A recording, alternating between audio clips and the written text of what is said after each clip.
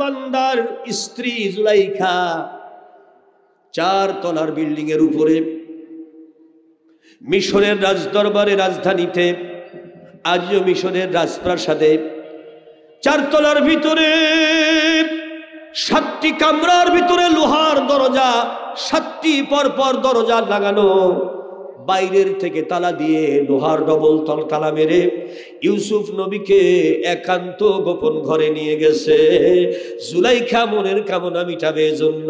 জোরে জোরে বলেন নাউজুবিল্লাহ। ইউসুফ নবী কেনা গোলাম, যা দাস হুকুম করবে তাই করতে হবে, কিন্তু ইউসুফ নবী বুঝতে পারে নাই যে হঠাৎ করে এরকম একটা কাজ হবে। জুলাইখা বলছে, দাসীরা রে, বাইরের থেকে লোহার ডবল তালা মারো এক একটা দরজায়, তারপরে তোমরা এখান থেকে চলে যাও।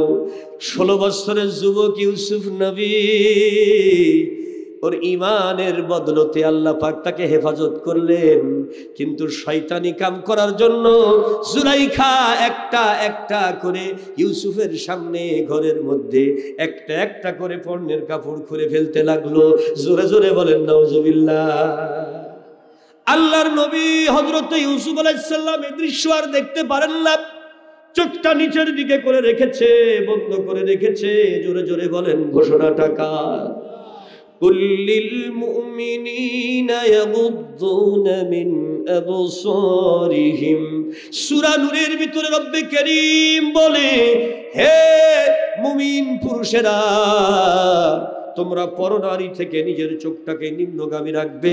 পরের স্ত্রী, পরের মেয়েকে তোমরা নিজের চোখ দিয়ে লুলুপ দৃষ্টিতে কখনো দেখবে না। যদি দেখেও ফেলো, ফট করে চোখটা নিচের দিকে করে ফেলবে। জোরে জোরে বলেন নির্দেশটা কার? জোরে বলেন, আরো জোরে। জোরে হলো না, আর একবার। এক অপরূপ সুন্দরী নারী জুলাইখা মোটামুটি অর্ধেক কাপড় চোপড় ছেড়ে দিয়েছে, দিয়া ইউসুফ নবীর দিকে তাকাচ্ছে আর বলছে, এসো আমার মনের জ্বালা মিটায়া দাও।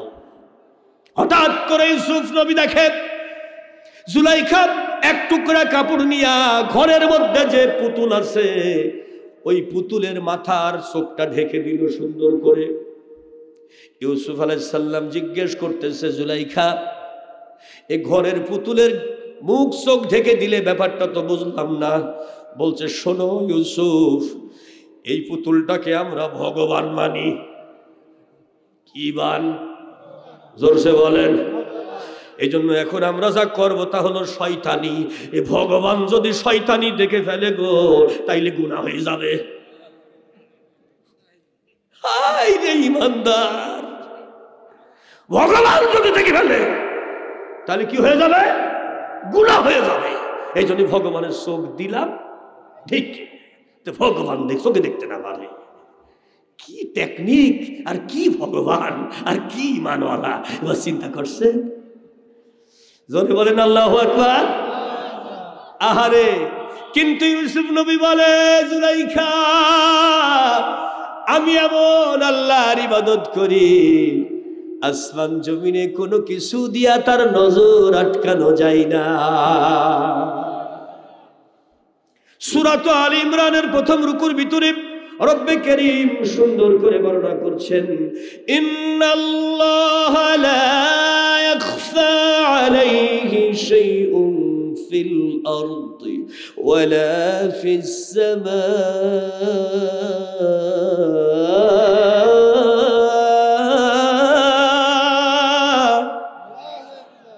আসমান জমিনে এমন কোন জায়গা নাই রে যেখানে আমি আল্লাহর নজর ফাঁকি দেওয়া যায়।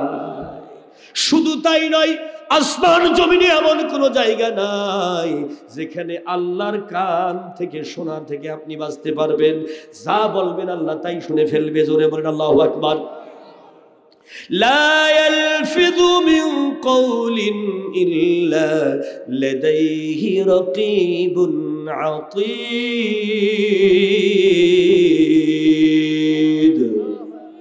আল্লাহ রাব্বুল আলামিন বলেন, তোমার জবান থেকে একটা শব্দ এমন উচ্চারণ হয় না যে শব্দ আমি আল্লাহ রেকর্ড করে রাখি না। জোরে জোরে বলেন ঘোষণাটা কার? তাহলে আমরা যা বলি তা শোনে কে? আমরা যা করি তা দেখে কে? আর আমরা যা করতেছি তার হিসাব রাখে কে? প্রিয় হাজারিন, রাস্তা দুইটা, একটা হলো শয়তানের রাস্তা, একটা হলো আল্লাহর রাস্তা।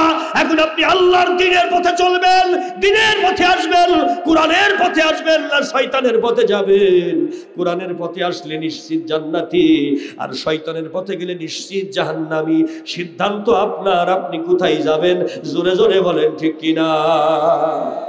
আল্লাহর নবীর সাহাবা হযরত রাসূল করিম সাল্লাল্লাহু আলাইহি ওয়াসাল্লামের কাছে এসে আব্দুর রহমান নামে একজন সাহাবা এসে বলেন, নবীজি, আমি আল্লাহর জান্নাতে যেতে চাই। আল্লাহর নবী বলে, অবশ্যই ভাই, কেন আপনি জান্নাতে যাইতে যাবেন না? বলে, তবে আমি হিসাব নিকাশ দেব না, হিসাব ছাড়া জান্নাতে যেতে চাই। জোরে বলেন সুবহানাল্লাহ। কি ছাড়া? জোরসে বলেন, আরো জোরে। আপনারা কিভাবে জান্নাতে যেতে চান? মানে হিসাব নিকাশ দিয়ে 2-1 কোটি বছর জাহান্নাম খেটে তারপর, নাকি হিসাব ছাড়া? হিসাব ছাড়া যাওয়ার পক্ষে কারা কারা একটু হাত তোলেন তো ভাই। হিসাব ছাড়া জান্নাত চাই, আল্লাহ কবুল করেন। জোরে বলেন আমিন। ভালো করে শুনে নাও, বাংলার জমি যারা কোরআনের মাহফিলে বসে আছো, যারা আল্লাহর কোরআনের বিরোধিতা করো, কোরআনকে বোঝো না, নবীকে বোঝো না, আল্লাহকে বোঝো না, ভালো করে শুনে নাও কোরআনের তাফসীর। আল্লাহ রাসূল সাল্লাল্লাহু আলাইহি সাল্লাম চুপ করে আছে, কারণ জান্নাতের মালিক আল্লাহ। হিসাব নিয়ে দেবে না হিসাব না নিয়ে দেবে, সিদ্ধান্ত কার? আল্লাহর নবী চুপ করে আছে। জিবরিল আমিন আসলেন, হাদিসে কুদসির বর্ণনা শুরু হয়ে গেল। আল্লাহর নবীকে জানিয়ে দেওয়া হলো, নবী গো, আল্লাহর যে বান্দা বিনা হিসাবে জান্নাতে যেতে চায়, একটি রাস্তা আছে, বলে দাও। লাউ কানাল কুরআন ফিহা বিমা আকালাতুহুন নার ওয়া মান জামাহুল কুরআন সুম্মা দাখালান নার। সালা রাজুলুন ইলা নবী সাল্লাল্লাহু আলাইহি ওয়াসাল্লাম, লিমাযা ইয়া নবী আল্লাহ? ক্বালা নবী সাল্লাল্লাহু আলাইহি ওয়াসাল্লাম, মান জাআলাহু খালফাহুল কুরআন তরিকান ইলান নারি ফাহুয়া শাররুম মিনাল খিনজির, মান তারাকাহু মিন জাব্বারিন কাসসামাহুল্লাহ ওয়া মান ইবতাগাল গায়রাহু ফি আদাল্লাহুল্লাহ। রাওয়াহুল বুখারী। আল্লাহ রাব্বুল আলামিনের নবীর কাছে বর্ণনা চলে আসলো, নবীজি, ওই গুনাহগার উম্মতকে বলে দাও, যত বড় গুনাহগার হোক না কেন, এই মুহূর্ত থেকে আল্লাহর যেই বান্দা জীবনের জন্য কোরআনকে গ্রহণ করবে, কোরআন বলবে যে কথা, বান্দা মানবে কেবল সে কথা। ব্যক্তি জীবনে কোরআন, পারিবারিক জীবনে কোরআন, সামাজিক জীবনে কোরআন, রাষ্ট্রীয় জীবনে কোরআন, সব জায়গায় যে আল্লাহর কোরআনকে চাইবে, আল্লাহর বান্দা বিনা হিসাবে আল্লাহর জান্নাতে যাইবে। তাহলে আজকের কোরআনের মাহফিল থেকে আমাদের শপথ নিতে হবে, বাংলার জমিনে কে কোন দিকে ডাকলো এটা আমাদের জন্য ব্যাপার নয়। আল্লাহর কোরআনের পথই হবে আমাদের জীবন চলার পথ। কোরআন আছে যেদিকে, আমরা থাকবো সেদিকে। কোরআন নাই যেখানে, আমরা নাই সেখানে। কোরআনের পথ আমার দুনিয়ার মুক্তি আর আখিরাতের মুক্তির একমাত্র রাজপথ। কে কে রাজি আছো? তুই হাত তুলে আল্লাহকে দেখা।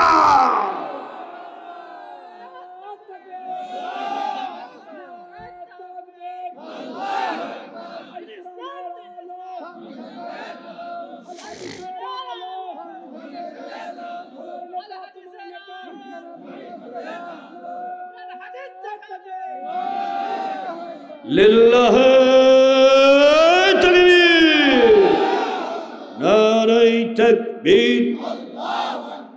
আল কোরআনের আলো সংসদে জালো, কোরআন আছে যেখানে, কোরআন নাই যেখানে। লিল্লাহ তাকবীর। প্রিয় হাজিরিন, তাহলে ইউসুফ আলাইহিস সালামের প্রশ্নের উত্তরে জুলাইখা বলতেছে, ভগবান দেখি ফেললে গুনাহ হবে, কারণ ভগবান যদি দেখি ফেলে তাহলে পরে গুনাহ হয়ে যাবে। তোরে বলেন ঠিক কিনা? আমাদের সমাজের মধ্যে এই সমস্যা আছে রে ভাই। বাড়িতে যখন থাকে সব চাইতে পচা নোংরা কাপড়টা পরে থাকবে। আমার মা বোনদের এই স্বভাব আছে, জোরে বলেন ঠিক না? আর যখন মোটামুটি মনে করে আলমডাঙ্গায় যাবে বা এদিকে যাবে, এদিক সেদিক যাবে, আত্মীয় বাড়ি যাবে, কুটুম বাড়ি যাবে, পর্দা তো মোটে কালে মুখটা ঢাকবে না, লিপস্টিক মাইরা, কপালে ফুটানি, কপালে ফুটা দিয়া, এরপরে ফুটুনি ব্যাগ নিয়ে দোতলা জুতো করে খটখট খটখট করে হেঁটে যখন যায়, তো মনে হয় যেন মার বয়সী মহিলাও যেন আপা বলি ডাকতে ইচ্ছা করে। আর অমনিতে অটো আনারাও সেরকম হয়েছে, ওরা বলে আপা আসেন, আপা আসেন। কতক্ষণ না কে মানে খরচা করি মনে আমার ভাইরা, আর দেখি মজা মারে হলো অটো আলাদা। আমি মনে হয় খুবই ভুল বললাম। এর সমস্যা আছে না? না, স্বামীর সামনে সাজলে গুনাহ হয় না, সওয়াব হয় না? এই কথা বলে না। স্বামীর সামনে থাকবে পেতনির মতো, আবার ডায়লগ দেবে আমি বলে তাই তোমার সংসার করে যাচ্ছে, ওই লোকে হলো করতো না। যদি বলে তাহলে যাও ওইটন ঘুরে আসি, আমার ঘরে ওঠে, ওই ডায়লগ পর্যন্ত শেষ। যদি বলেন ঠিক কিনা? আরে আল্লাহর বান্দা বান্দিরা, এই সমস্যা আপনাদের এলাকায় নাই, আছে? আহা, ভালো করে শোনেন। আল্লাহর বান্দি জুলাইখা বলছে, ভগবান যদি দেখে ফেলে আমরা তো শয়তানি কাম করবো, ভগবান দেখে ফেললে কি হবে? ইউসুফ নবী বলতেছে, আমি যে আল্লাহকে বিশ্বাস করি সে আল্লাহর চোখ কোনো কিছু দিয়ে ঠেকানো যায় না। আর একবার বলেন সুবহানাল্লাহ। এবার জুলাইখা যখন তার দিকে এগিয়ে আসতেছে প্রেম নিবেদনের জন্য, জোরে জোরে বলেন নাউজুবিল্লাহ। প্রিয় হাজিরিন, 16 বছরের যুবক, এত সুন্দর মানুষ আল্লাহর দুনিয়াতে আর নাই। এমন সুন্দর যুবক দেখে জুলেখার নিজেকে ঠিক রাখতে পারে না। এইবার আল্লাহর বান্দি যখন হাত বাড়িয়ে এগিয়ে আসতেছে, তাফসীরে ইতকানের বর্ণনার মধ্যে এসেছে হযরত ইউসুফ নবী দেখতেছে, চোখটা বন্ধ করেছে আর মনে মনে আল্লাহর সাহায্য চাইতেছে। আল্লাহ নূরের ফলকে আল্লাহর ওহীর আয়াত দেখাইতেছে, লা তাকরাবুজ জিনা, জিনার কাছেও যেও না, ইন্নাহু ফাহিশা, চরম জঘন্যতম কাজ, ওয়াসাআস সাবিল,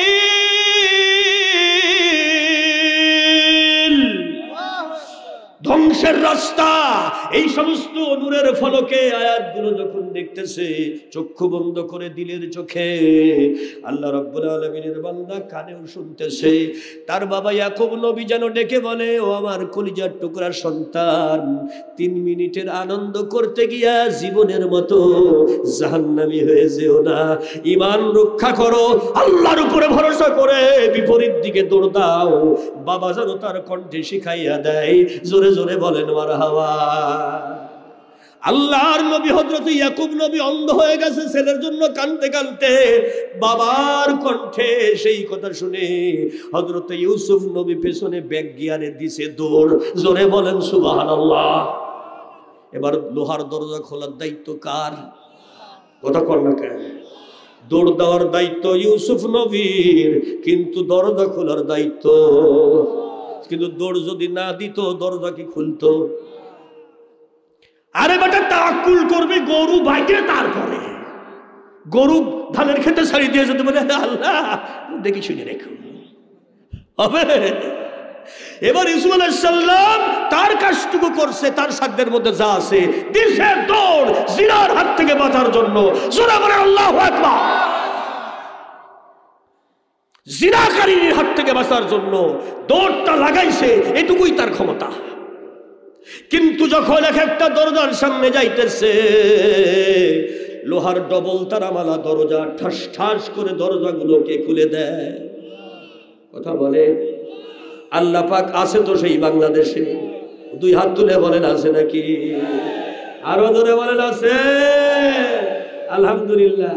ওমি আল্লাহর কথা বলার জন্য অনুমতি নেওয়া লাগতো, শয়তানরা এমন আইন পাশ করেছে, ওরে অনুমতি, তারপর অনুমতি দেবে কিনা এলাকার সবচাইতে ডবল হারামজাদা জিনা।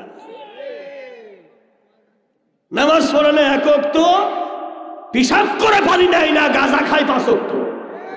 এই হারামজাদা দেবে হলো কোরআনের মাহফিলের অনুমতি। আবার যদি অনুমতি নিয়েও আসেন তাহলে এলাকায় বাধা দেবে। কথা কন না কেন?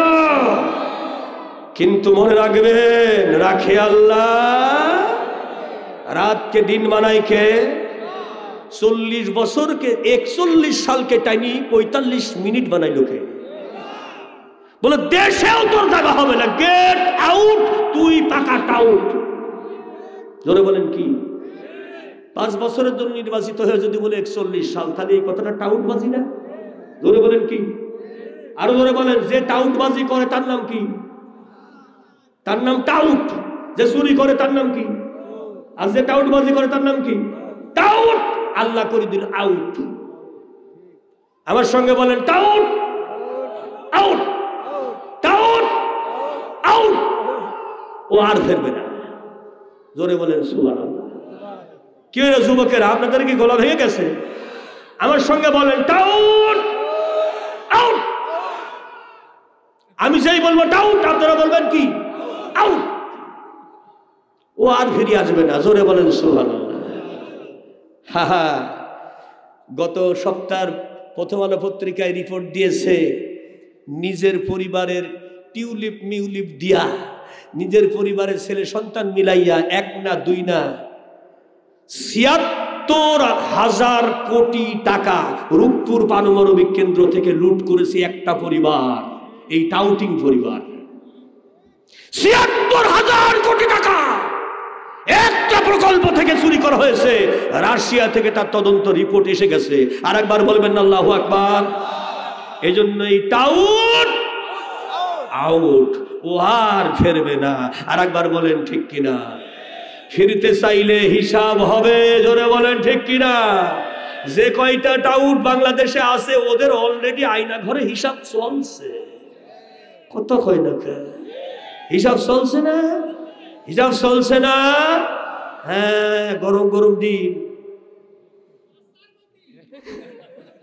আর একজন আবার ওইসব কি বলছে দেখো, তিনি একটু ভদ্র ভাষায় বলে আল্লাহ নাম। জোরে বলেন নাউজুবিল্লাহ। এই টাউটদের হাত থেকে আল্লাহ হেফাজত করুক। জোরে বলেন আমিন। আল্লাহ রাব্বুল আলামিনের বান্দারা হযরত ইউসুফ আলাইহিস সালাম দিছে দৌড়। জোরে বলেন মারহাবা। একটা একটা করে দরজা খুলে দিচ্ছে কে? ঠাস ঠাস করে দরজাগুলো খুলে যাইতেছে। ইউসুফ নবী একটা একটা করে 7টি দরজা পার হয়ে গেল। একদম সিঁড়ি দিয়ে যখন নিচে নামার যে জায়গাটা, সিঁড়ির গোড়ায় যাওয়ার সাথে সাথে গো আল্লাহর বান্দা, সিঁড়ির গোড়ায় যাওয়ার সাথে সাথে দেখে আজ মিশর উপরে স্ত্রীর ঘরে যাওয়ার জন্য সে উপরে উঠে এসেছে। এইবার বোর গায়ে কাপড় আছে অর্ধেক আর অর্ধেক নাই। জোরে বলেন ঠিক কিনা ভাই? বোর সঙ্গে চোখাচোখি হয়ে গেছে। ইউসুফ দৌড়াইতেছে। ইউসুফ আলাইহিস সালামকে দ্বিতীয় দরজা পার হওয়ার সময় পেছন থেকে থাবা দিয়ে বলে, আমার জীবনের জ্বালা মিটাই দিয়ে যা। ইউসুফ নবী ব্রেক দেয় নাই, এজন্য জামা ছিঁড়ে হাতের মধ্যে চলে এসেছে। ইউসুফ নবী সামনে এগিয়ে গিয়েছে। জোরে জোরে বলেন মারহাবা। ও মিয়া, আল্লাহর কোরআনের পাখিরা, আল্লাহর কোরআনের পথে যারা চলে, ওদের জেল হতে পারে, জরিমানা হতে পারে, ঘর বাড়ি ছাড়তে হতে পারে, জীবনও দেওয়া লাগতে পারে, কিন্তু ওদের গতি কেউ থামাতে পারে না। ওরা দাঁড়াতে পারে না। ওরা সামনে এগিয়ে যাবে, দিন কায়েম না হওয়া পর্যন্ত থামবে না। জোরে বলে ঠিক কিনা? আল্লাহ রাব্বুল আলামিনের নবী হযরত ইউসুফ আলাইহিস সালাম নিচে যাওয়া পর্যন্ত তিনি দাঁড়াবেন না। হঠাৎ করে আজ যে মিশর সামনে হাজির হয়ে গেছে। এইবার জুলাইখার শরীরে মোটামুটি অর্ধেক কাপড় আছে আর অর্ধেক নাই। এই অবস্থা দেখে চোখছানা বড় হয়ে দাঁড়িয়ে গেছে। সঙ্গে সঙ্গে এই মহিলা আল্লাহর বান্দির রূপ পরিবর্তন হয়ে গেল। স্বামীর বুকে ঝাঁপ দিয়ে পড়ে বলে, তুমি এই মুহূর্তে না আসলে আমার জীবন যৌবন ইজ্জত মান সম্মান সব চলে যাইত। আমার ইজ্জত টানা টানা হয়ে যেত। এই মুহূর্তে তুমি এসে গেছো, তাই আমি বেঁচে গেলাম। বলে, কার এত বড় স্পর্ধা আমার স্ত্রীর গায়ে হাত দেয়? আমি মিশরের খাদ্যমন্ত্রী। বলে, ওই যে ইউসুফ। ইউসুফ আলাইহিস সালাম তো বাকরুদ্ধ হয়ে গেছে। করে কি আর বলে কি?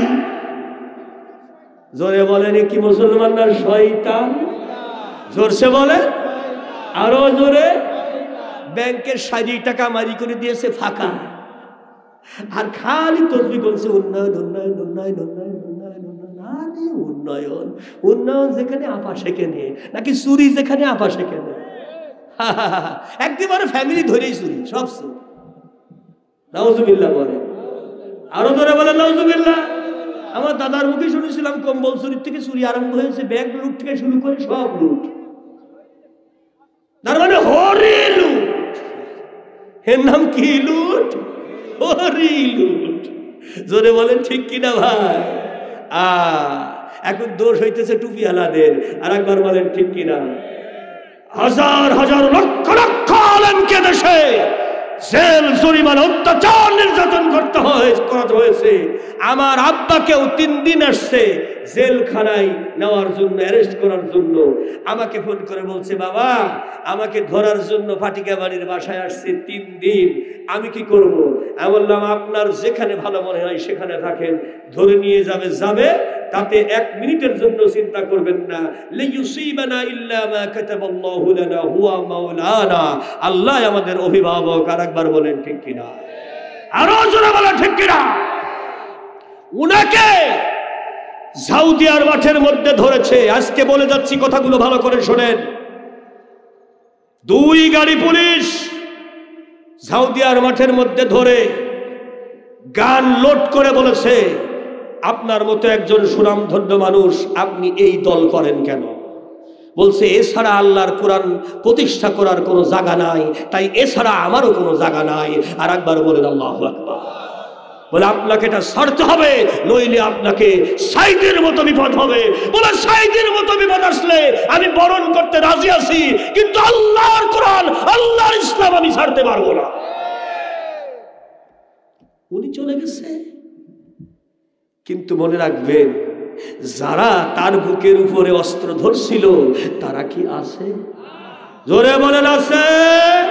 টাউট আউট, কথা কয় না, টাউট আউট। জোরে বলবেন না আল্লাহু আকবার।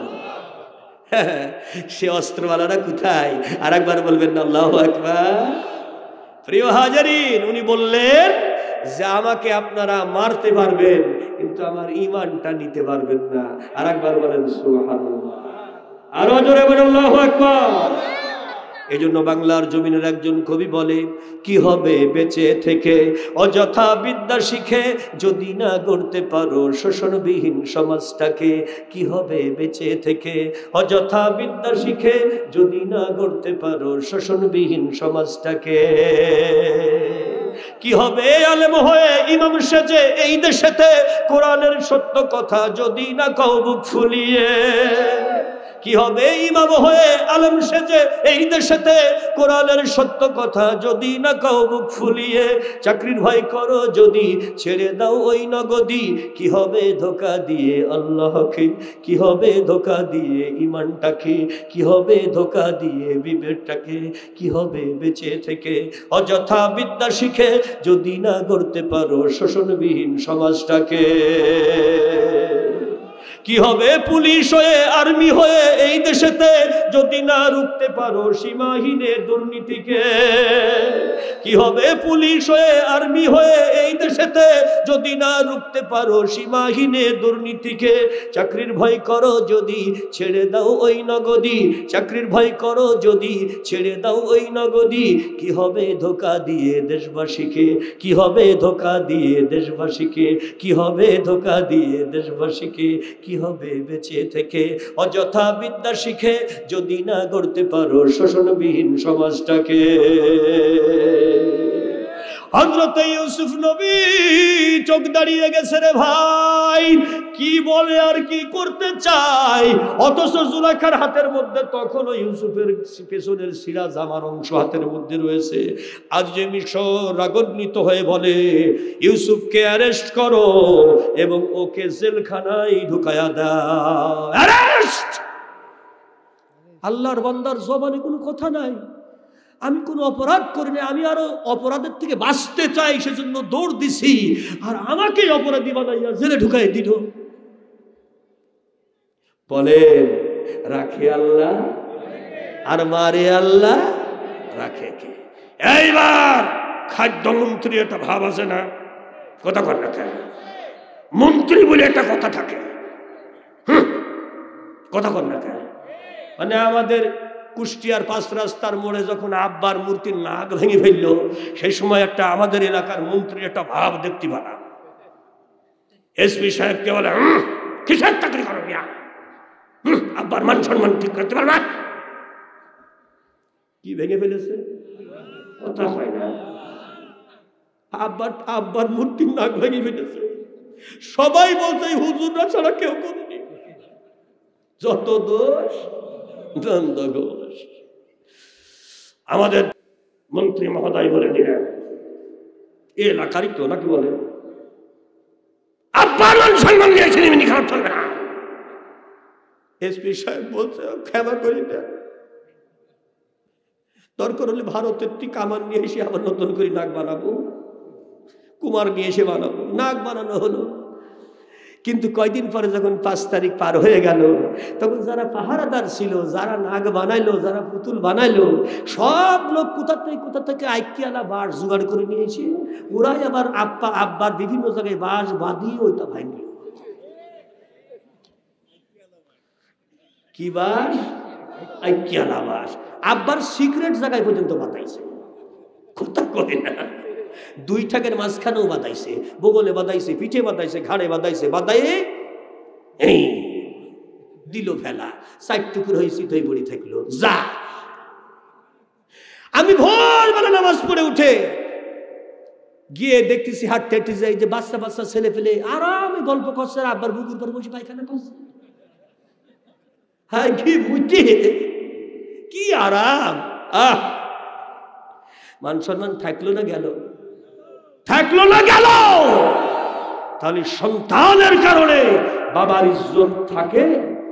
ওই বেটা কোন এক সময় বাংলাদেশের প্রেসিডেন্ট ছিল, তার যতটুকু একটা সম্মান ছিল, মেয়ে যা করলো, আর নাতি ছেলে আর নাতনি পুতনি মিলে যা করলো, হাজার লক্ষ কোটি টাকা লুটপাট করে, এইটা আউট। এর জন্য ওই লোকটার যেটুকু সম্মান ছিল সেটাও হয়ে গেল আউট।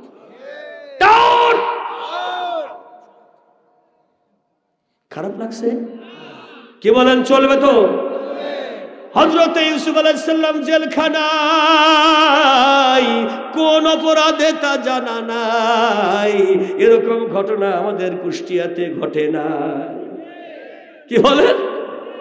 আপনি নিজেও জানেন না যে কি কারণে আপনি জেনে আসলেন। আমার এক স্বাস্থ্য ভাইকে ধরে নিয়ে গেছে, যাওয়ার পরে সকালবেলা ফজরের নামাজ পড়ি কেবল দাঁড়াইছে, মসজিদে বারাসার অমনি ধরে নিয়ে যায়, বলতে চল। বলছে ভাই আমাকে ধরছেন কেন? আমার তো কোনো কেস নাই। বলছে কেস নাই মানে? কেস নাই কেন? কেস নিবি কত? চল গেলি খালি টিক দিয়ে দিব, মানে সাজায় নিয়েই আছে, খালি টিক দিয়ে দেবে। কতক্ষণ নাকি বলছে কেস নাই কেন আর কেস নিবি কত? এই বুঝি প্রশাসনের কথা? নিরপরাধ মানুষকে পাহারা দেওয়া যাদের দায়িত্ব, নিরপরাধ মানুষের জানমাল নিরাপত্তাহীন করে ছোট্ট ছোট্ট বাচ্চা, ছেলে মেয়ে, বউ বাচ্চা, অনাথ এতিমের মতো পথে পথে কেন্দ্রে বেড়াচ্ছে, এই কাজ করেছে এরা। আর একবার বলেন ঠিক কিনা? এজন্য পরিপূর্ণ সংস্কার না হওয়া পর্যন্ত এদেশে কোনোভাবেই নির্বাচন দেওয়া দরকার না। কারণ শয়তান আগে সোজা করতে হবে। জোরে বলেন ঠিক কিনা ভাই? কিন্তু শয়তানের মধ্যেও আবার কিছু কিছু আছে বাচ্চা শয়তান, ওরা বলছে তাড়াতাড়ি হলে ভালো হয়। ওরা বিভিন্ন জায়গায় চাঁদাবাজি করবে, দখল মকল করবে, এই যে মাল কামাবে, সেটা তো হচ্ছে না, মানে পড়তা হচ্ছে না। জোরে বলেন ঠিক কিনা? কিন্তু হবে না ভাই, এবার আর পড়তা হবে না রে। জোরে বলেন ঠিক কিনা? আমাদের এক ভাই বলেছিল তার মাজায় জোর নিয়ে দুজন ধরে তুলা লাগে, সে বলছে খেলা হবে। তুই খেলবি কি করে? তোর মাথায় আছে জোর, তো সব শেষ। জোরে বলেন ঠিক কিনা? সেই বলছে খেলা হবে, ঘোষণা দিয়ে নিজে সবার আগে পালিয়েছে। মনে করেন এই রাতের কাম যে দিনের কাম রাতি করেছেন, আর যে খেলা খেলেছেন ইতিপূর্বে যারা, এই খেলা আর ভবিষ্যতে বাংলাদেশে হবে না। এবার লড়তে হলে আল্লাহর কোরআনের সাথে, ইসলামের কোরআনের সাথে, ইসলামের সঙ্গে লড়ে, কোরআনের সঙ্গে লড়ে তারপরে মসনদে বসা লাগবে। নরমাল খেলা হবে না। আর একবার বলেন ঠিক কিনা? আর বিয়াদবদেরকে সাইজ করার জন্য একটা করে লাঠি কাটি রাখবেন, মোটামুটি 2 হাত সাইজের লাঠি। কি কাটবেন? আরো জোরে বলেন, আরো জোরে বলেন। আমি আজকে তাফসীর মাহফিলে বলে গেলাম, লাঠি কাটি হাতে রাখা সুন্নাত। বিয়াদব দেখবেন মানে লাঠি দিয়ে সমান করে ফেলবেন। আর একবার বলেন আল্লাহু আকবার। ওই স্যাং ব্যাং দেখে ভয় করার টাইম নাই। আর একবার বলেন ঠিক কিনা ভাই? কারণ আগামীকাল সূর্য পূর্ব দিগন্তে উঠবে, এই কথা যেমন সত্য, আজ হোক কাল হোক বাংলার জমিনে এই কোরআনের শাসন কায়েম হবে। এটাকে কেউ রদ করতে পারবে না। যে কোনো জোয়ার তৈরি হয়েছে, কে কে কোরআনকে সংসদে চাও, 2 হাত তুলে আল্লাহকে দেখা।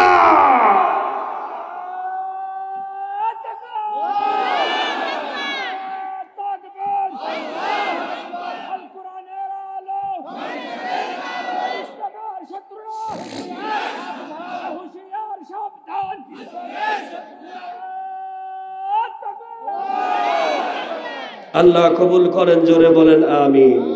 হযরতে ইউসুফ আলাইহিস সালাম কোন অপরাধে চলে গেল ভাই, সেটা সে নিজেও জানে না।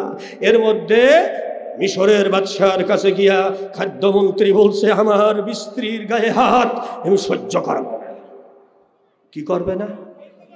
সহ্য করব না আমার স্ত্রীর গায়ে হাত। বলছে ভালো কথা, আমার দেশে তো আইন বলে জিনিস আছে, আছে না? তুমি যাই একেবারে সরাসরি বিচারালয়ে বিচার দাও। মালিকে মিশর বলে, হাকিমে মিশরকে হুকুম দিলাম এটার বিচার নেওয়া হোক, কেস হাতে নাও। জোরে বলেন আল্লাহু আকবার। কেস গ্রহণ করা হলো। এবার আজিজে মিশর খাদ্যমন্ত্রী বলতেছে, ওকে তাড়াতাড়ি ফাঁসি দিয়ে দাও। বলছে বিচারক তো তুমি না, বিচারক হলাম আমি। কি করে ফাঁসি দেব আমি? তদন্ত ছাড়া ফাঁসি হয়? আমার তদন্ত কমিটি যাবে, অপরাধ কতটুকু করেছে সেই হিসাব করে ওজন করে, হিসাবের ওজন অনুসারে তার শাস্তি নির্ধারণ করা হবে। আর একবার বলেন ঠিক কিনা? অপরাধ করেছে যতটুকু, শাস্তি হবে ততটুকু। জোরে বলেন ঠিক কিনা? এই হিসাব করার জন্যই দাড়িপাল্লা। আর একবার বলেন কি পাল্লা? হ্যাঁ, কেউ যদি মনে করে হাইকোর্টের সামনে বিরাট দাড়িপাল্লা আর টাঙায় নিয়ে আসে, কেউ যদি মনে করে এটা জামাত ইসলামের অফিস, ও ভাই তা না। এটা হলো ওজন করার জায়গা। ন্যায় আর অন্যায়, অন্যায় আর ন্যায় যতটুকু, শাস্তি হবে ততটুকু। ফাঁসির আসামি কখনো ছাড় পাবে না, আর ছাড় দেওয়ার আসামি কখনো ফাঁসি হবে না। কিন্তু বিগত দিনে টাউট ওইটাই করেছে, অপরাধীদের ছেড়ে দিয়েছে আর ফাঁসির আসামিকে ছেড়ে দিয়েছে, আর ভালো মানুষকে ফাঁসি দিয়েছে। জোরে বলেন ঠিক কিনা? আর যে সত্য কথা বলেছে সেই বিচারপতির বুকের উপর উঠে লাথি মেরে বিদেশে পাঠাই দিয়েছে। অবিচার নিশ্চিত করা হয়েছে। এই জন্য এরা হলো টাউট। টাউট মানে আউট। খারাপ লাগছে? আল্লাহ রাব্বুল আলামিনের নবী হযরত ইউসুফ নবীর বয়স 16 বছর। আল্লাহর বান্দা চোখের পানি ফেলে বলে, মাবুদ, কোন অপরাধে আমি জেলখানায় আইলাম বুঝলাম না। আল্লাহ রাব্বুল আলামিনের বান্দারা তদন্ত কমিটি এসে ইউসুফ নবীর শরীর ঘুরাইয়া ফিরাইয়া দেখতেছে, মাথায় হাত দেয়, চুলে হাত দেয়, পায়ে হাত দেয়, জামা কাপড় হাত নাই, সবকিছু হিসাব নিকাশ করে লিখতেছে আর দেখতেছে।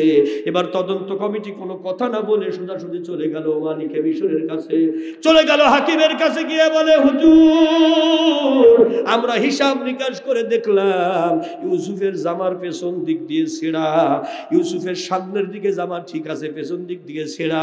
শুধু তাই নয়, মহিলার আঙ্গুলের ছাপ ও দাগে বসে গেছে, তার মানে পিছন থেকে হাতা মেরেছে।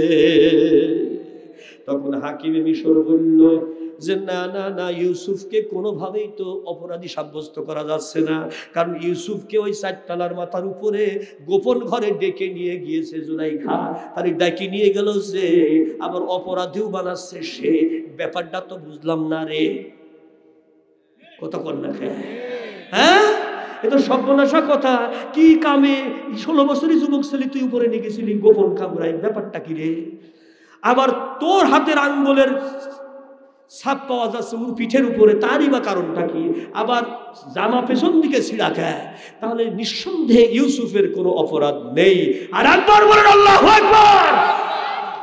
এবার হাকিম বলল ইউসুফের কোনো দোষ নেই।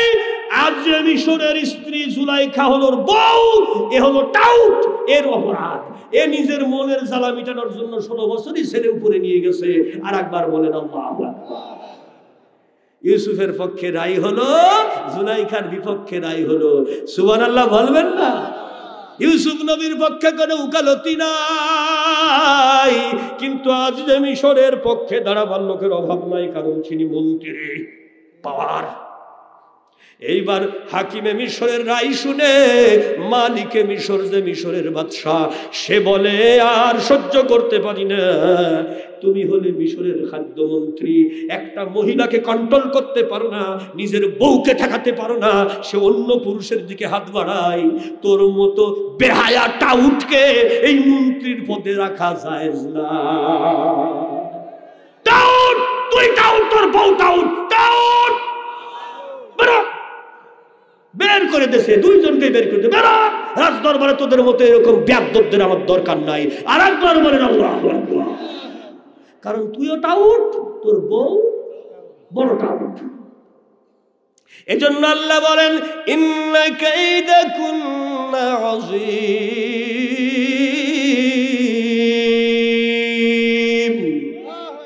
দুনিয়াবাসীরে, পুরুষের চক্রান্তের সঙ্গে পারবা, কিন্তু মহিলা যদি চক্রান্ত করে, নারী যদি চক্রান্ত করে, নারীর চক্রান্তের সঙ্গে পারবা না, পারবা না। ও মৃত্যু পর্যন্ত চক্রান্ত করতেই থাকবে। জোরে জোরে বলেন ঘোষণাটা কার? এবার 2-4-5 জন এমপি টেমপি যারা ছিল তারা চিন্তা করছে, যাক মন্ত্রীর একটা পদ খালি হইলো, ওই চেয়ারটা মানে আমি অন্তত পাবো। হাকিমে মিশর বলে মালিকে মিশর, ওগো মালিক, ওগো রাজা, বলো বলো এই ফাঁকা চেয়ারে, খাদ্যমন্ত্রীর চেয়ারে কে বসবে? আল্লাহর বান্দা বলে যেই ছেলেটা এত বড় ইমানদার, ফাঁকা মাঠে গোল দেওয়ার সুযোগ ছিল। জোরে বলেন ঠিক কিনা? 4 তলার ভিতরে, 7 দরজার ভিতরে, ঘর তালা দেওয়ার ভিতরে সে নিজের ইমান ইজ্জত বাঁচাইলো, বিনা অপরাধে জেল খাটলো, কোনো প্রশ্ন করলো না। এত বড় এই সুযোগ পেয়েও সে নারীর গায়ে হাত দিল না। এইরকম ইমানদার মন্ত্রী আমার দরকার, এরাই হবে আগামী সরকার। আল্লাহ রাব্বুল আলামিনের নবী ইউসুফ আলাইহিস সালামকে জেলখানা থেকে বের করিয়া সরাসরি মালিকে মিশর বলে, খাদ্যমন্ত্রীর দায়িত্বটা তোমাকেই নেওয়া লাগবে বাবা। ইউসুফ নবী বলে, আমি তো ছোট মানুষ, 16 বছর বয়স মাত্র। বলে তুমি ছোট, কিন্তু তোমার আল্লাহ তো ছোট না। লা ইলাহা,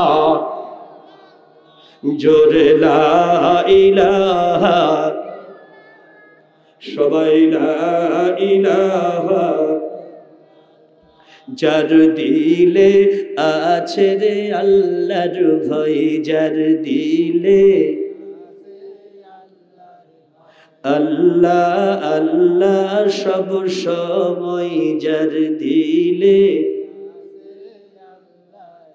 আহার নিদ্রা ভালো লাগে না, আহার নিদ্রা ভালো লাগে না, ভালো লাগে এক আল্লাহ লা ইলাহা,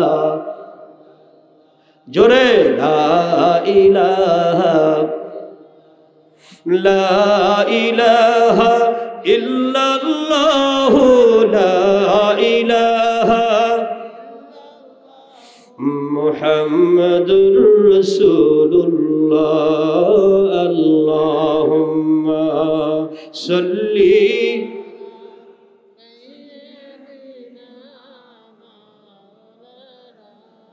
وعلى آل سيدنا مولانا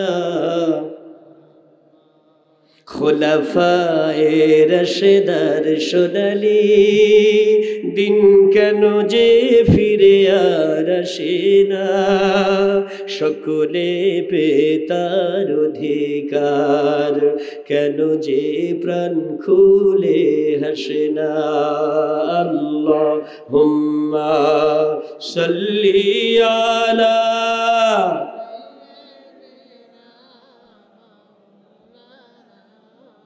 وعلى آل سيدنا مولانا কত যে দুঃখে ভরা দুনিয়া,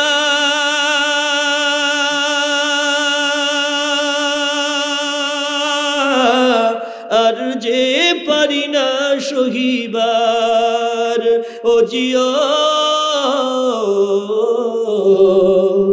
চারিদিকে অন্যায় অবিচার, দুর্নীতি আর শুধু হাহাকার, এই জুলুমের চির অবসান কোনদিন আর কি হবে না। খোলাফায়ে রাশেদার সোনালি দিন কেন যে ফিরে আর আসে না, সকলে পেতার অধিকার কেন যে প্রাণ খুলে হাসে না। জোরে বলেন ঠিক কিনা, আরো জোরে বলা ঠিক কিনা। হযরত ইউসুফ নবী আল্লাহর দরবারে সেজদা দিয়ে বলে, মালিক আমি ছিলাম আসামি, সেখান থেকে কেমন করে আমি হয়ে গেলাম মিশরের মন্ত্রী। আল্লাহ যাকে দেয় তারে ঝাপ্পড় মাইরা দেয়। আর একবার বলেন ঠিক কিনা ভাই, আমার কথা বোঝেন তো? ঢাকার লোকেরা কয় আল্লাহ যারে দেয় তারে ঝাপ্পড় পাইয়া দেয়, বোঝেন না? আমাদের কুষ্টিয়ার ভাষার সাথে অন্য দেশের ভাষার মিল নাই রে ভাই। আমি চাঁপাইনবাবগঞ্জে এক মাহফিলে গেছিলাম, জায়গাটার নাম হলো কানসাট। জোরে বলে নাম কি? কানসাট। আমের বিশাল বাজার, সেখানে আম আম কোটি কোটি টাকার আম বিক্রি করে। পাশে সভাপতি সাহেব বসে আছে, আমি এখানে বসে আছি। তো ওনার ভাই মাঝখান থেকে সভাপতির কানে কানে বলছে, ভাই গো ভাই তা হয়েছে যে।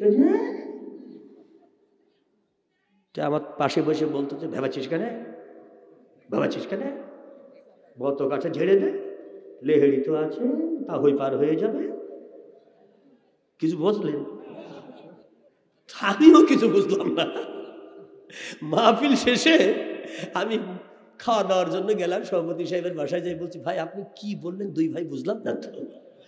বলছে, ভাই আপনি বুঝতে পারছেন না, ওই তা হই আর মা হয়ে এসেছে, জাল শাসনালের জন্য এসেছে, বুঝেছেন না? তা তো বুঝলাম। জালসা মানে তাফসির মাহফিলকে ওরা বলে জালসা, তাফসির মাহফিল বলে ওরা কয় জালসা। তা হই মা হয়ে এসেছে, ওয়াজ শোনার জন্য এসেছে। তো ভাই বলছে যে কি করবো, তা ওই মা এসেছে তো ব্যবস্থা তো করা লাগবে। বলছে ভেবাচ্ছিস কেন, তার মানে চেঁচাচ্ছিস কেন? বত গাছে ঝেড়ে দে মানে রাজহাঁস একটা জবই করে দে, লেহেড়ি তো আছে। লেহেড়ি মানে হলো কালার রুটি। কালার রুটির নাম কি? লেহেড়ি। আর বতক মানে রাজহাঁস। বতক ঝেড়ে দে তার মানে বতক, বতক একটা জবই করে দে, আর কালার রুটি তো রেডি আছে, তা হই মা হই পার হয়ে যাবে। তাহলে কথা কি বুঝেছেন ভাই? হ্যাঁ, কি সর্বনাশা কাজ। এক বাংলাদেশে যে কত রকমের ভাষা। আমি আপনার নিজামী সাহেবের এলাকায় মাহফিলে গেছিলাম এই বছরে, এই অক্টোবরের শেষের দিকে। সাথিয়া থানা, পাবনা জেলা। এখন আমাকে খাওয়ার জন্য সবকিছু দিয়েছে, সেক্রেটারি সাহেবের বাড়ি খাওয়ার ব্যবস্থা। খাওয়া দাওয়া প্রায় অর্ধেক হয়ে গেছে। হঠাৎ করে সেক্রেটারি সাহেব তার ছেলে বলছে, কক্সবাজার এলাকায় যখন যায় তখন মনে হয় সমুদ্রের লইট্টা মাছের লইট্টা মাছ খাবো, সমুদ্রের ইলিশ খাবো, এরকম একটা ভাব থাকে। যখন আমরা মানে বিলের মধ্যে কোথাও মাহফিলে যাই তখন মনে হয় আজকে বিলের তাজা কই মাছ, কানস মাছ, শিং মাছ, বিলের চাপায়ে মানে চলন বিলের মাছ খাবো, এরকম একটা লোভ থাকে। জোরে বলেন আল্লাহু আকবার। যেই চাচা বলতেছে চুল দেশ নাই, আমি মনে করবো একটা ভালো খাবার মিস হয়ে গেছে গো। পরে দেখি হাত আলা চামচারি সামনে তাকাচ্ছে, মানে আমার একটা টার্গেটটা মাঠে মারা গেল। খারাপ লাগতেছে। এখন সমস্যা দাঁড়িয়ে গেছে, আমাদের দেশের ভাষা ভিন্ন রকম, বিভিন্ন ভাষা আর বিভিন্ন রকমের অবস্থা। কুষ্টিয়ার ভাষার মতো ভাষা আমি বাংলাদেশে কোথাও পেলাম না। আরেকবার বলেন সুবহানাল্লাহ, আরেকবার বলেন আল্লাহু আকবার। প্রিয় হাজিরিন, কুষ্টিয়ার মানুষের দিল অনেক বড়, অন্য জায়গার মানুষের দিল অনেক বড় না, কিন্তু কুষ্টিয়া আবার বড় বড় শয়তানেরও বসবাস। শয়তান বড় বড় শয়তানরা বসবাস করে, ধরে বলেন ঠিক কিনা?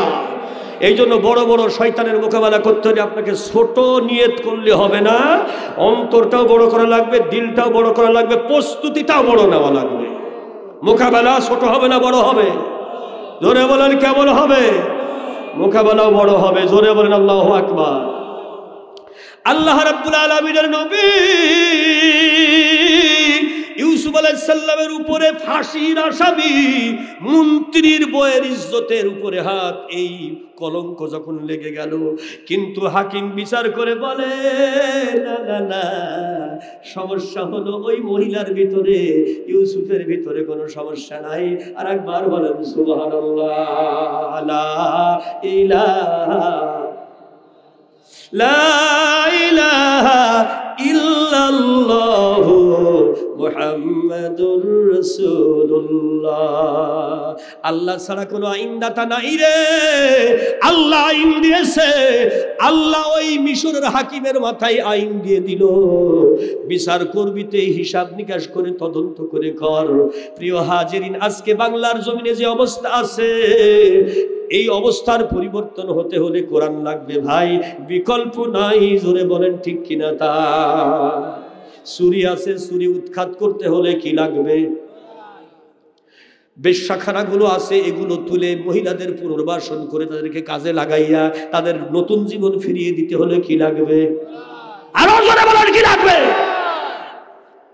এই দেশের মধ্যে সুদ আছে, পরিবর্তন করতে হলে কি লাগবে? চুরি করতেছে এখনো বড় বড় চেয়ারে বসে বসে, ফার্স্ট ক্লাস গেজেটেড চোররা এসি রুমের মধ্যে বসে বসে চুরি করতেছে, রড সিমেন্ট ব্রিজ, আস্তে আস্তে ব্রিজ চুরি করে খাই ফেলছে। এইগুলোকে ঠেকাতে হলে কি লাগবে? কোরআন কি এই মঞ্চে লাগবে? কথা বলেন না কেন? আমার আব্বাজান 57 বছর কোরআনের তাফসীর করেছে, কিন্তু বাংলার সংসদে কিন্তু কোরআনের পরিবর্তন হয় নাই। আর একবার বলেন ঠিক কিনা ভাই? আল্লামা সাইদি সাহেবকে বিনা অপরাধে নারীর কলঙ্ক দিয়ে 13 বছর জেলখানায় ঢোকানো হয়েছে। কিছু করার নাই, এই অপরাধের বিচার করতে হলে কোরআন লাগবে ভাই। আরো জোরে বলেন ঠিক কিনা? আরো জোরে বলেন ঠিক কিনা? শয়তানরা যদি মনে করে সাইদি সাহেবকে ফাঁসি দিছি মানে বাংলার জমিনে কোরআনের আওয়াজ বন্ধ হয়ে গেছে, ও মিয়া, সাইদির সন্তানগুলো কিন্তু এখন বাংলার জমিনে ঘোরাফেরা করতেছে আল্লাহর কোরআন হাতে নিয়া। এদেরকে মোকাবেলা করা এত সহজ হবে না।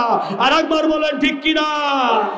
আর আল্লামা সাইদিকে বিনা অপরাধে যেই মন্ত্রী বেআইনি কাজ করেছে, এর সাথে সহযোগী হিসাবে যারা ফাঁসির রায় দিয়েছে, আর নিরপরাধ কোরআনের কর্মীদের যারা হত্যা করেছে, ফাঁসি দিয়েছে, তাদের জন্য বিচারের ট্রাইব্যুনাল রেডি হইতেছে। কোন রকমের ছাড় দেওয়া হবে না, হবে না, হবে না। ওই ট্রাইব্যুনালে ওদের বিচার হতে হবে, হবে, হবে, হবে। জোরে বলা ঠিক কিনা? নারায়ে তাকবীর, নারায়ে তাকবীর। আল কোরআনের আলো,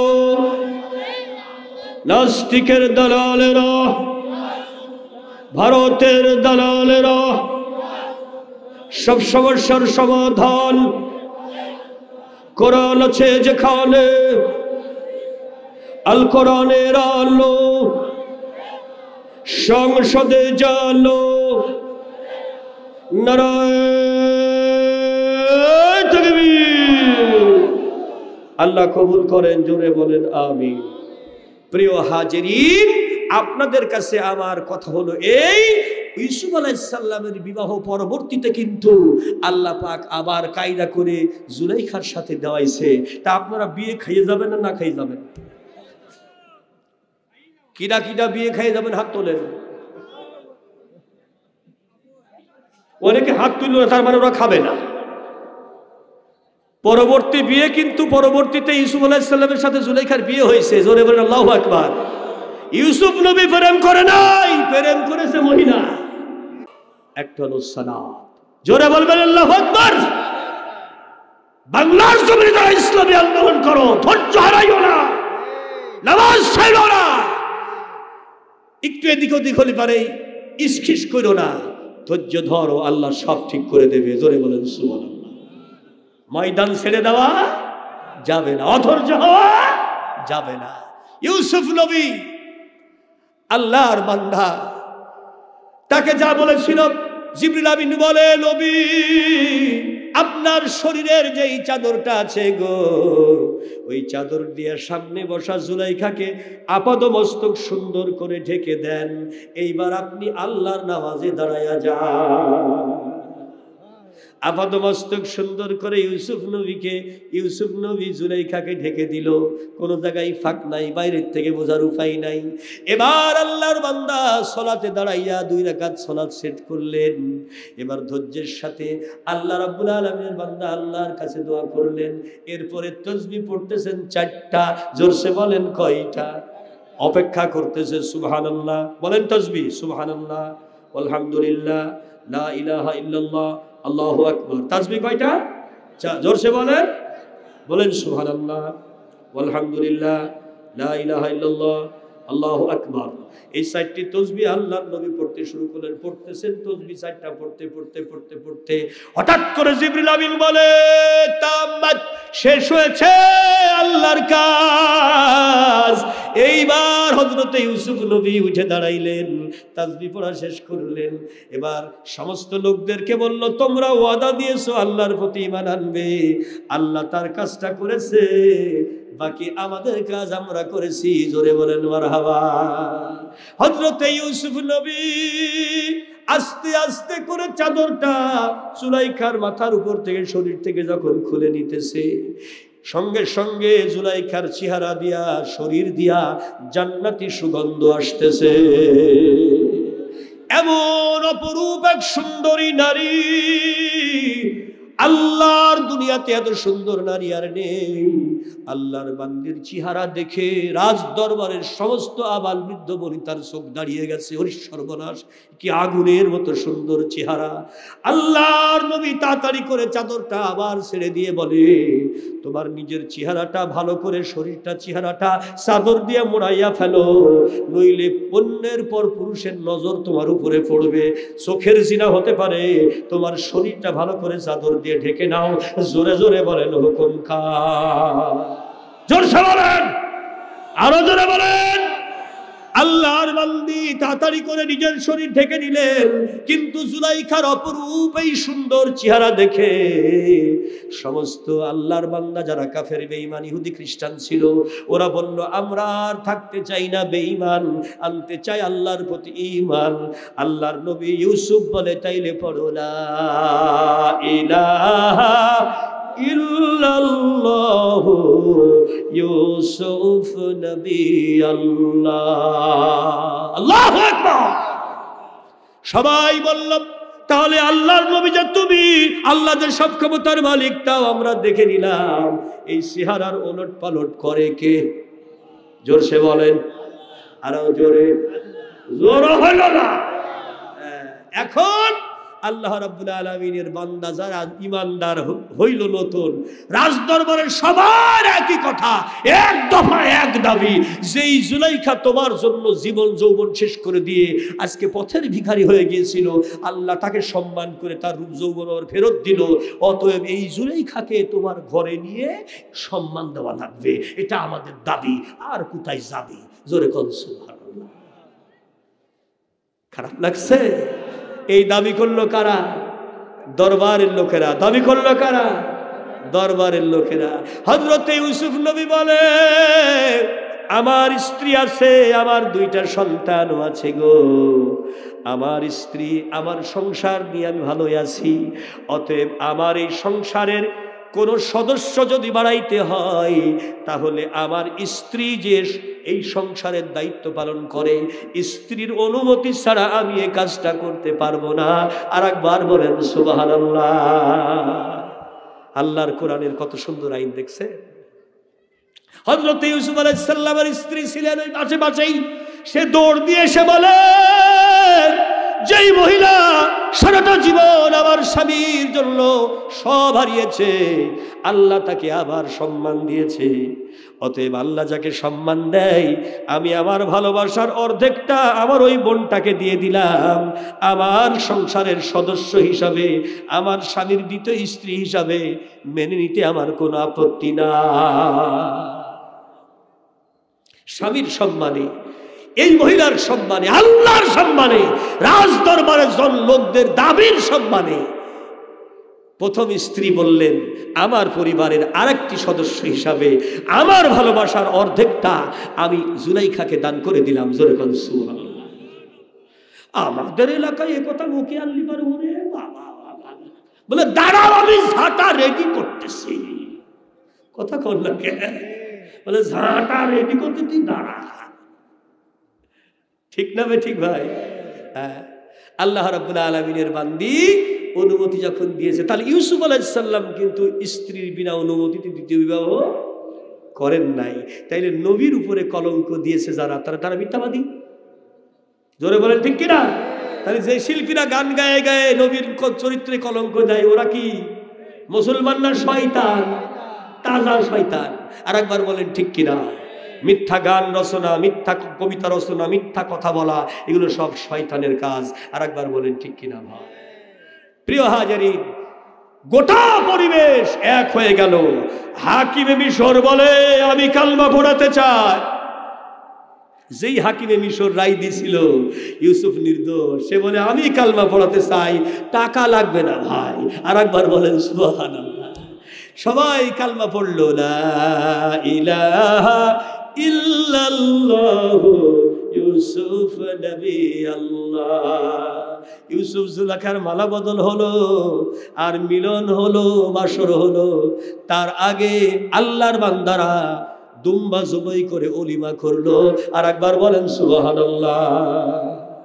কোনো যৌতুক নাই। আর একবার বলেন ঠিক কিনা? তাহলে অলিমা করবে ছেলের পক্ষ থেকে। জোরে বলেন কার পক্ষ থেকে? কিন্তু আমাদের দেশে কি হয় গো, যত খরচ সব মেয়ের বাপের কাঁধের উপর চাপায়। ঠিক না বা ঠিক? আমি আপনাদেরকে আজকে বুঝাইতে পারি নাই। আল্লাহ রাব্বুল আলামিন দেখেন পরিবর্তন করে, যে জুলাইখা ইউসুফকে জেল খাটাইলো, যে জেলে না গেলে পরে সে কিন্তু মন্ত্রী হতে পারতো না। আবার মন্ত্রী হওয়ার পরে, সংসার পাওয়ার পরে সেই জুলাইখায় আবার ঈমান পরিবর্তন হলো। জটিল কঠিন অবস্থার ভিতর দিয়া সর্বশান্ত হওয়ার পরেও আবার আল্লাহর রহমত প্রাপ্ত হইয়া পরবর্তীতে আবার ইউসুফ নবীর সাথে তাকে আল্লাহ পাক মিলিয়ে দিল। আর একবার বলেন সুবহানাল্লাহ। তাফসিরে বর্ণনা আছে, এর একটি কারণ হলো জুলাইখার নিয়ত ছিল যে সে তার ইউসুফ আলাইহিস সালামকে সে তার জীবন সঙ্গী হিসাবে দুনিয়া আখিরাতে পেতে চায়। এই নিয়তটার শুরু থেকেই ছিল। আর একবার বলেন আল্লাহু আকবার। এজন্য মানে চক্রে পড়ে, সে মিথ্যা চক্রে পড়ে শয়তানি করেছে ঠিকই, কিন্তু তার নিয়ত ঠিক থাকার কারণে পরবর্তীতে আল্লাহ তাকে আবার সম্মান ফিরিয়ে দিয়েছে। আর একবার বলেন আল্লাহু আকবার। আজকের সমাজের ভিতরেও কোনো পুরুষ, কোনো নারী যদি শয়তানি চক্রান্তে লিপ্ত থাকেন, আল্লাহর কোরআনের বিরুদ্ধে থাকেন, আপনাদের নিয়ত পরিষ্কার করুন, পরিবর্তন করুন, কোরআনের পক্ষে আসেন, আল্লাহর পথে আসেন, নিয়তটা পরিবর্তন করেন। খোদার কসম, আল্লাহর রহমত, আল্লাহর জান্নাত আপনার জন্য অপেক্ষা করছে। দুই হাত তুলে দেখান তো কারা কারা রাজি আছেন? সবাই বলেন ইয়া আল্লাহ, ইয়া আল্লাহ।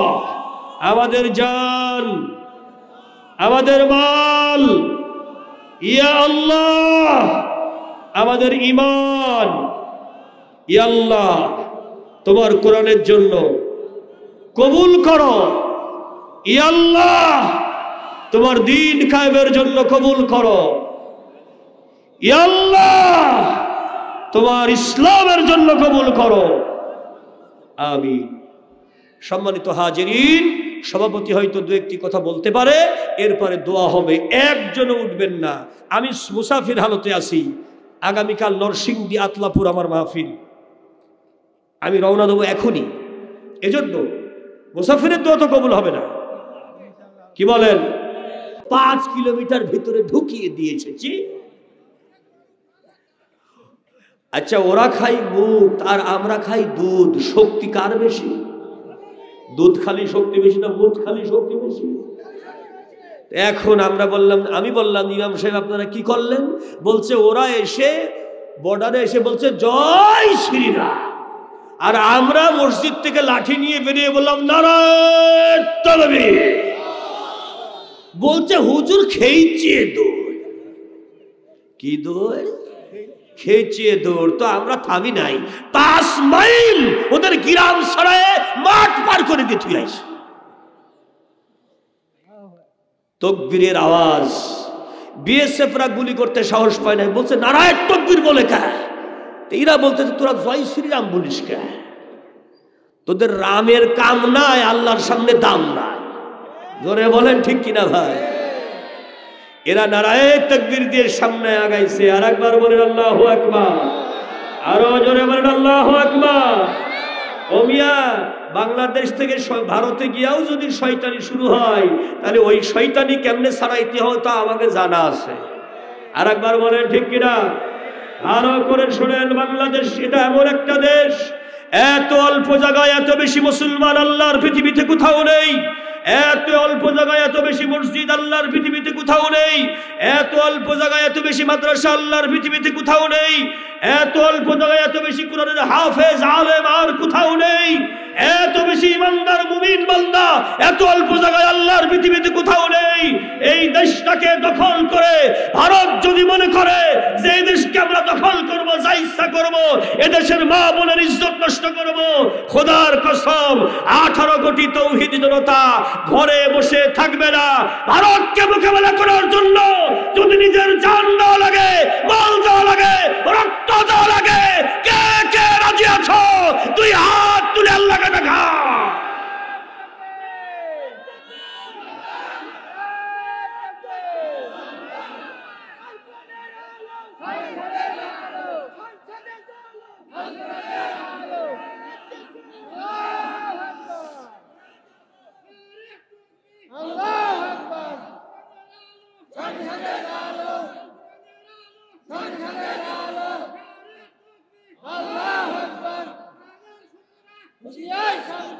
তাকবীর হলো বিচ্ছিন্ন, বিচ্ছিন্ন হওয়া যাবে না।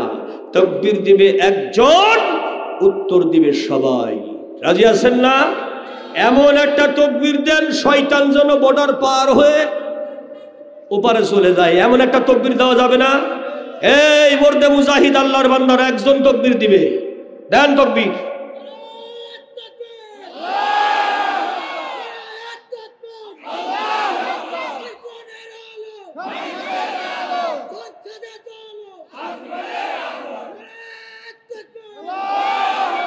আল্লাহ কবুল করেন, জোরে বলেন আমিন, আরো জোরে বলেন আমিন।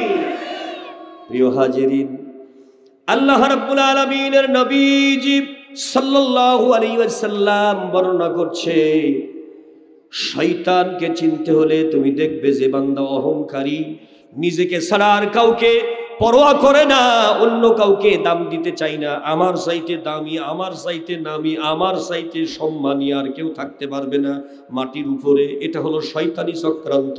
আর একবার বলেন ঠিক কিনা? এই যে দাদার দেশে চলে গেল শয়তানি করে আমাদের দেশে, শেষ পর্যন্ত বলছে আমি জাতির উদ্দেশ্যে একটু ভাষণ দিতে চাই। সেনাপ্রধান বলছে ভাষণ বহুত দিয়েছেন, সামনে যাদের দেওয়া দরকার ওরা দেবে, আপনারা দেওয়ার দরকার নাই, কারণ টাইম নাই। কারণ তাকায় দেখেন আপনার বডিগার্ড যারা, তারাও কিন্তু বডির ড্রেস চেঞ্জ করে অস্ত্র ফেলে দিয়ে আপনার বিরুদ্ধে স্লোগান শুরু করে দিয়েছে। আপনার হাতে টাইম আছে মাত্র 40 মিনিট। জোরে বলেন আল্লাহু আকবার। বলেন আবার বডি কয়টা? কথা কয় না, কিন্তু বডিগার্ড আছে হাজারো। জোরে বলেন ঠিক কিনা? স্টেন গান, ব্রেন গান, মেশিন গান, AK-47 দামি দামি মেশিন নিয়ে বডিগার্ড দিচ্ছে। কিন্তু ঢাকা শহরের 4 কোটি মানুষের মধ্যে 1.5 কোটি মানুষ যখন রাস্তায় নেমে পড়েছে, এক দফায় এক দাবি, আপা তুই কখন যাবি? এই জনস্রোত যখন দেখেছে তখন বডিগার্ডরা চিন্তা করছে আমার বউটা মনে হয় বিধবা হয়ে যাবে আজকে, দরকার নাই ইনকাম, নিজে বাসলি বাপের নাম। বডির যা ড্রেস আছে ফেলে দিয়ে, লোহার অস্ত্র ফেলে দিয়ে ওরাও জনগণের সঙ্গে মিশে গিয়ে বলতেছে নারায়ে তাকবীর। জোরে বলেন আল্লাহু আকবার। যখন দেখতে পেল বডিগার্ডরাও আর কেউ নেই, অফিসাররা বলছে আপা আপনি তাড়াতাড়ি করেন, নইলে জনগণ যদি দেওয়াল ভেঙে ঢুকে পড়ে তাহলে যে কি যে করবে, কাপড় বললে থাকবে কিনা সন্দেহ আছে। বাঁচতে যদি চান তাড়াতাড়ি মামা বাড়ি যান। আর একবার বলেন ঠিক কিনা? এই ঘোষণাটা আমার দেওয়া ঘোষণা না, এই ঘোষণাটা শহীদ আল্লামা দেলোয়ার হোসেন সাইদি সাহেবের ঘোষণা। আর একবার বলেন ঠিক কিনা? এই ঘোষণাটা কে দিয়েছিলেন? সাইদি সাহেব ঘোষণা দিয়েছিলেন। খুব ভালো করে শোনেন, আল্লাহর কোরআনের পাখি আল্লামা দেলোয়ার হোসেন সাইদি সাহেব ঘোষণা দিয়েছিলেন চট্টগ্রাম প্যারেড গ্রাউন্ড ময়দানে। ওই ভারতীয় দালালেরা আর নাস্তিকের গোষ্ঠীরা, খবরদার আমাদেরকে মোল্লা আর মৌলবাদী বলে গালি দিবি না।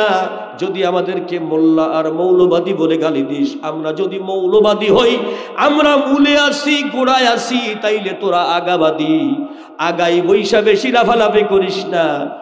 এদেশের 18 কোটি মানুষ গোড়া ধইরা যদি ঝাঁকি দেয়, এক ঝটকা নিতে গিয়া আগার থেকে ছিটকাইয়া দিল্লি গিয়া মামুর বাড়ি পড়বা, দেশে আর আসতে পারবা না।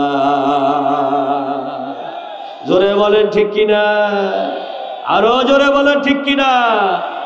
সেই দোয়া কবুল হয় নাই? এই 2 হাত তুলে বলেন সেই দোয়া কবুল।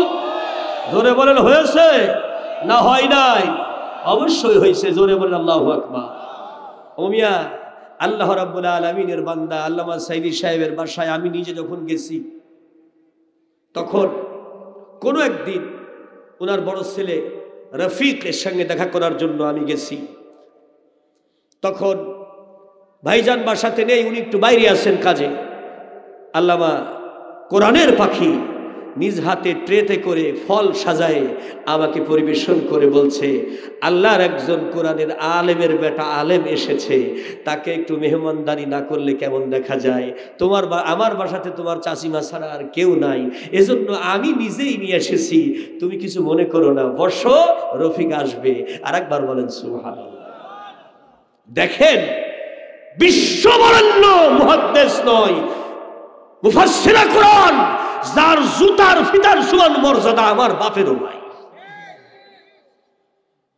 সে নিজ হাতে করে আমাকে প্লেটে করে খাবার নিয়ে সে ট্রে ভর্তি করে দিয়ে বলছে, আল্লাহর কোরআনের আলেমের বেটা আলেম এসেছে, একটু সম্মান না করলে তো আমার ইজ্জত বাঁচে না। আর একবার বলেন সুবহানাল্লাহ। প্রিয় হাজিরিন, শুধুমাত্র ওনার সুনামার সুখ্যাতির কারণে কেন তার নাম বিশ্বজোড়া, কেন তোমার তার নাম বাংলার জমিনে দলমত নির্বিশেষে মানুষের হৃদয়ে হৃদয়ে তাকে ভালোবাসে। এজন্য আমার চাইতে বেশি সুনাম সুখ্যাতিওয়ালা কোনো মানুষ আমি সমাজের মধ্যে চলাফেরা করতে দেব না। এই জন্য আল্লাহ আমাকে কলঙ্ক লাগাইয়া বিনা অপরাধে জেলখানায় 13 বছর খাটাইছে।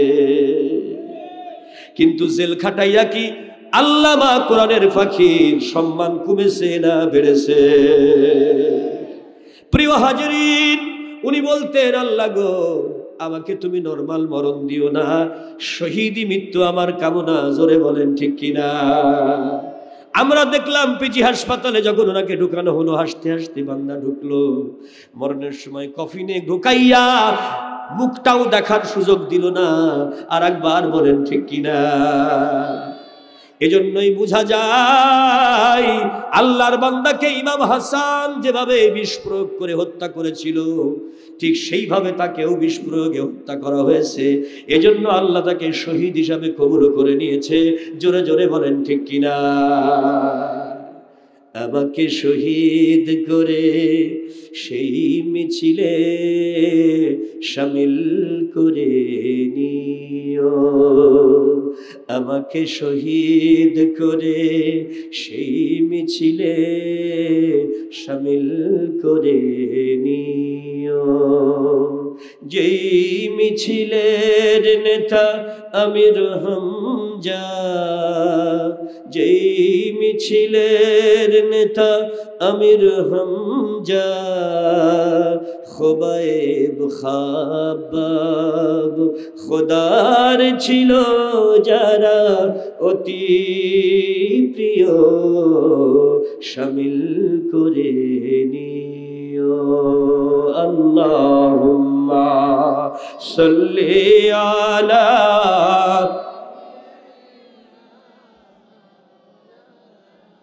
وعلى آل سيدنا مولانا न दौलत की न शाही की न हूरो, क्या तलब मुझको न हूरो, क्या तलब मुझको, न सावर है रही है रहमती सदक़े मुहम्मद के। ला इलाहा जोरे ला इलाहा ला इलाहा इल्लल्लाह ला इलाहा মুহাম্মাদুর রাসূলুল্লাহ সাল্লাল্লাহু আলাইহি ওয়াসাল্লাম। তাহলে পুরুষ শয়তানের সঙ্গে মোকাবেলা করা যায়, মহিলা শয়তানের সঙ্গে পারা এত সস্তা কথা নয়। আরেকবার বলেন ঠিক কিনা? সূরা ইউসুফ পড়লে আপনি বুঝতে পারবেন। আমরা আউযুবিল্লাহ দিয়ে তাফসীর শুরু করলাম এজন্যই, শয়তানকে আগে চিনতে হবে, তারপরে আপনি ঈমানটা ঠিক রাখতে পারবেন। কারণ শয়তান সব সময় চেষ্টা করবে আপনার ঈমান নষ্ট করার জন্য। জোরে জোরে বলেন ঠিক কিনা? এ বাংলার জমিনে সুদ, ঘুষ, জিনা, ব্যভিচার, মদ, জুয়া, বেশ্যাখানা, হারামি, খারাপি, এই সমস্ত কার্যক্রমের সমাজের মধ্যে যারা করে এরা হলো ছোট শয়তান। আর এগুলো যারা সমাজের মধ্যে নেতৃত্ব দিয়ে করায় এরা হলো মাঝে শয়তান। আর এগুলো যারা আইন পাশ করে সংসদে করায় এরাই হলো বড় শয়তান। কথা বলেন না কেন? ওই শয়তানদেরকে আবার পুলিশ পাহারা দেয়। কথা কর না কেন? এই তোরা রাস্তা ক্লিয়ার কর, শয়তান আসছে। কথা কর না কেন? কারণ যত চুরি, বড় বড় চুরিগুলো ওরা করে, পুলিশ আবার পাহারা দেয়, জনগণের ওর কাছে যাওয়ারই সাধ্য নাই। আর একবার বলা ঠিক কিনা ভাই? খারাপ লাগছে? আল্লাহ রাব্বুল আলামিনের বান্দা বান্দি হযরতে ইউসুফ আলাইহিস সালামের জীবন যদি আপনি ট্রাই করেন তাহলে শয়তানি কাকে বলে দেখতে পাবেন। কারণ নারী শয়তানের চরিত্র হলো মুহূর্তের মধ্যে চেহারা পরিবর্তন করে ফেলবে। আর একবার বলেন আল্লাহু আকবার। এই দেখবেন তসবিহ হাতে করে একেবারে পাকা হাজী সাহেব হয়ে গেছে। কথা বল না কা? এই দেখবেন একদম হাজী সাহেব হয়ে গেছে, আর মুহূর্তের পরে দেখবেন যে দাদা শয়তান হয়ে গেছে। এই রূপের পরিবর্তন ঘটায় মানে নারী শয়তান। এই জন্য নারী শয়তানকে ধরা যায় না, বোঝা যায় না। বলে বলে ইনশাআল্লাহ। আমিন আমিন।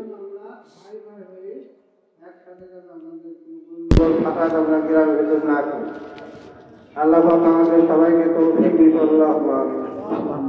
আমিন আমিন। সকলে পড়ি আস্তাগফিরুল্লাহ। গুরুত্বপূর্ণ কিছু হিসাব নিকাশ মিলে যায়।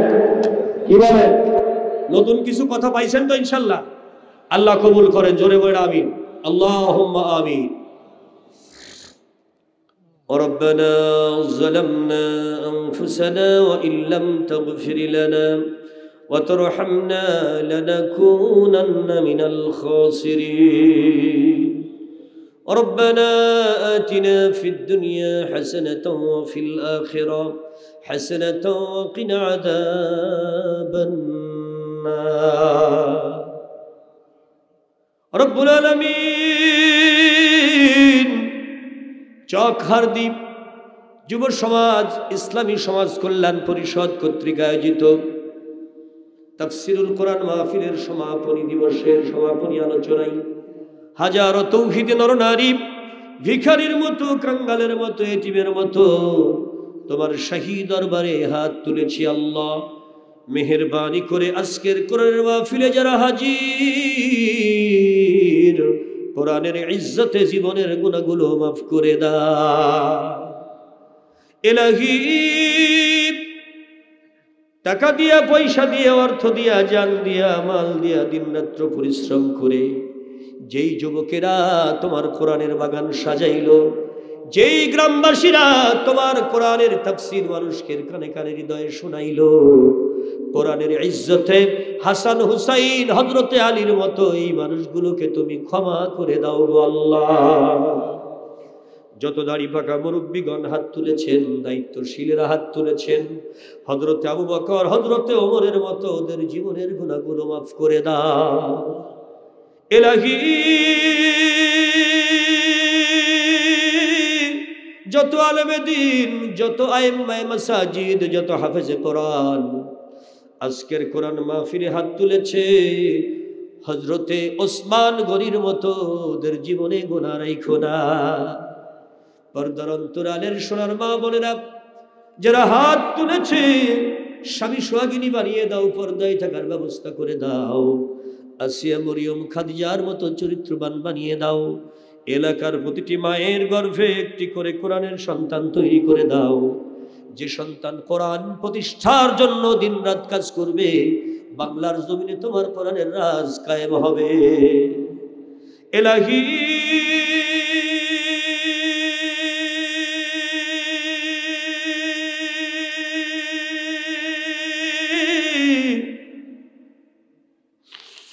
এলাকার আমবাগানে বাঁশবাগানে গোরস্থানে কবরস্থানে যত মুমিন মুমিনাত শুয়ে আছে গো আল্লাহ দয়া করে কবরবাসীদেরকে কোরআনের ইজ্জতে জীবনের মতো মাফ করে দাও আল্লাহ গো গত মাসের 4 তারিখে নিজের আব্বাকে নিজেই কবরে নামাইলা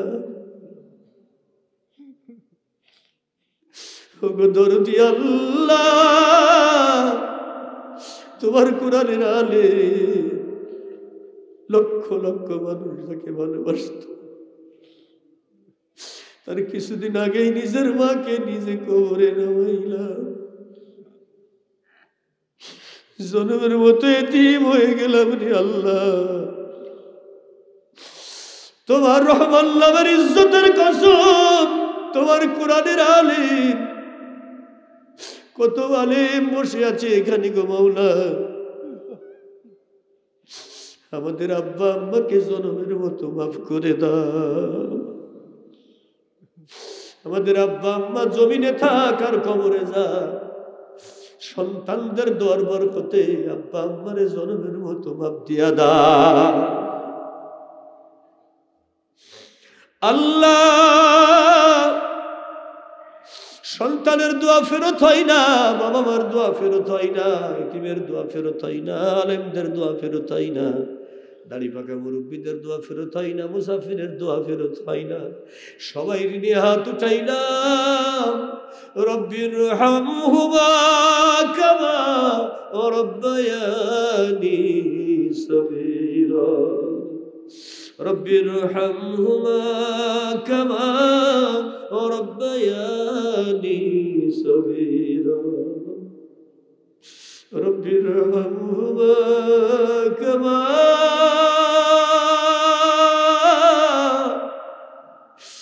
রব্বায়ানি সগীরা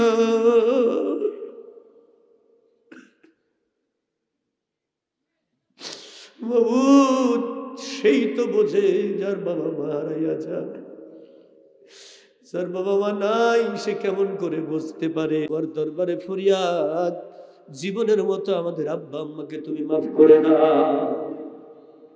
আল্লাহ গো, আমাদের সন্তানগুলো হেফাজত করো, আমাদের স্ত্রীদেরকে হেফাজত করো, আমাদের আয় রোজগারে হালাল বরকত দিয়া দাও।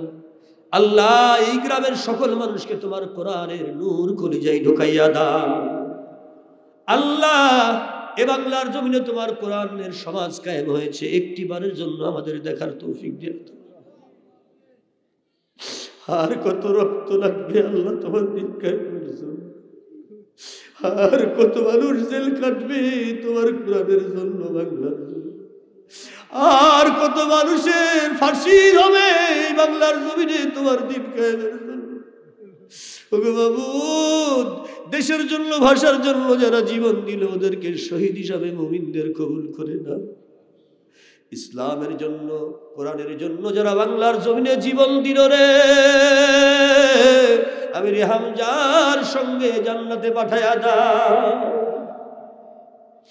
اللهم إني ظلمت نفسي ظلما كثيرا ولا يغفر الذنوب إلا أنت فاغفر لي مغفرة من عندك وارحمني إنك أنت الغفور الرحيم.